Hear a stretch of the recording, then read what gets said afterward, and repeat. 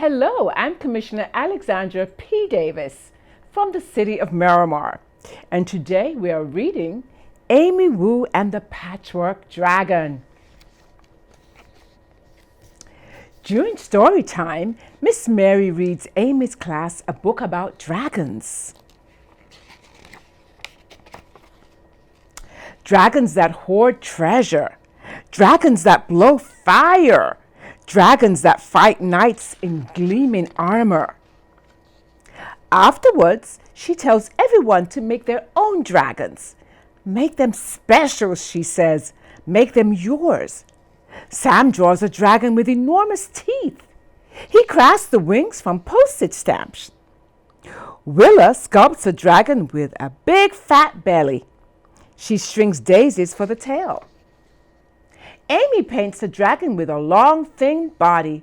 It has horns like a stag and claws like an eagle. Are you sure that's a dragon? Asks Sam. It doesn't look like a dragon, adds Willa. Amy says. Maybe they're right. Amy scribbles with her pencil and doodles with her crayons.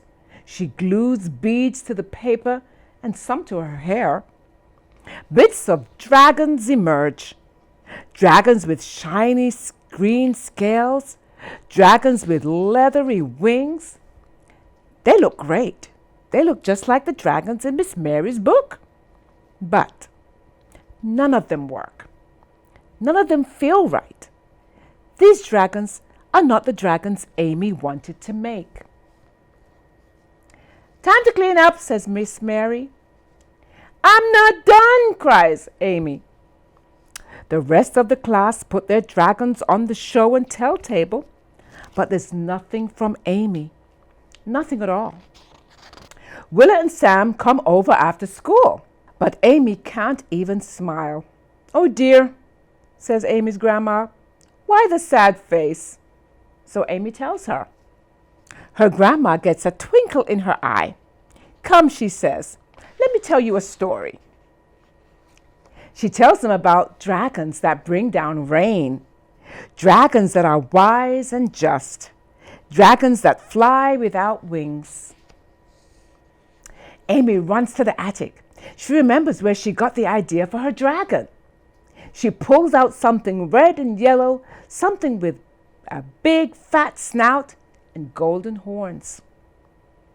A dragon, gasps Sam and Willa. A dragon, agrees Amy. Amy's grandma puts on the costume's head and Amy puts on the tail. Together they dance down the attic steps and roar through the house. Maybe you can bring it to school, says Sam. Please bring it to school, begs Willa. Says Amy. She thinks about the dragons in Miss Mary's book. She thinks about the dragons in Grandma's story. Bringing this dragon to class would be great, but there's something missing. Something to make the dragon Amy's. After Sam and Willa go home, Amy begins to plan. She shows her sketches to her family. Will you help me, she asks. They measure out fabric and cut it into shape. They carve a cardboard frame and fasten the cloth. Amy knots together 3 silk scarves. Then she adds some beads. Ready? asks Grandma. Amy takes a deep breath. Ready, she says. Amy comes to school with a big paper bag. The other children gather round.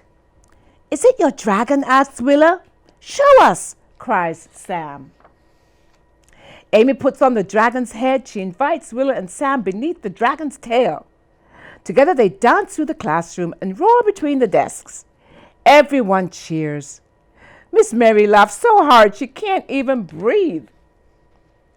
Amy's dragon is red and yellow.